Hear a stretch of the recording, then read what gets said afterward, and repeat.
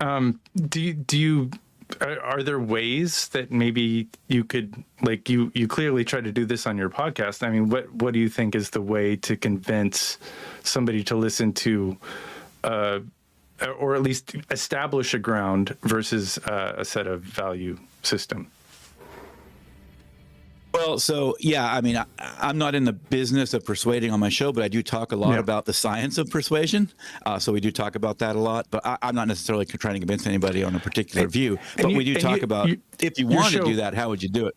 Yeah, your show is based on science. It's a very scientific approach to.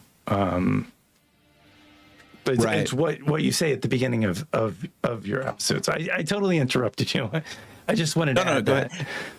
Yeah. So So I mean, when we think about how people come to know things, particularly, like I say, if they have now been connected a bit to your identity and to your values, the way you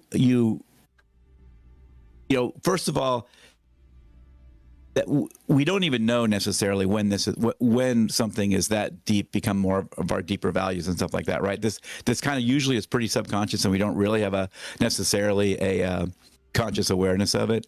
But when when it is something that's polarizing like that, and somebody has taken a position, the first step is just kind of understanding it.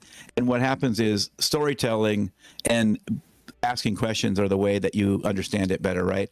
And if you want to, you can win an argument and lose an argument, right? Like, if you might win with some facts, but you lost in actually understanding anything, and there was no mutual understanding between the two parties.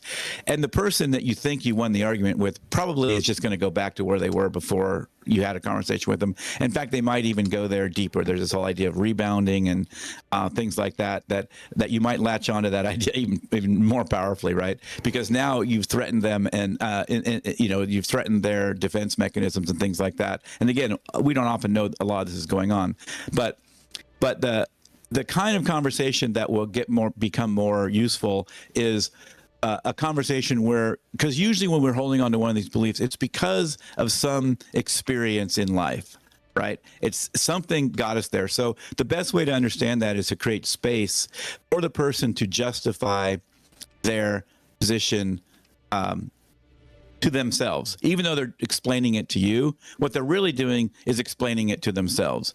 And then that creates the space for them maybe to question a little bit whether they believe that thing as strongly, or the evidence they have is as strong as they think it is, and things like that. So that's the best way to do it, is really to create space.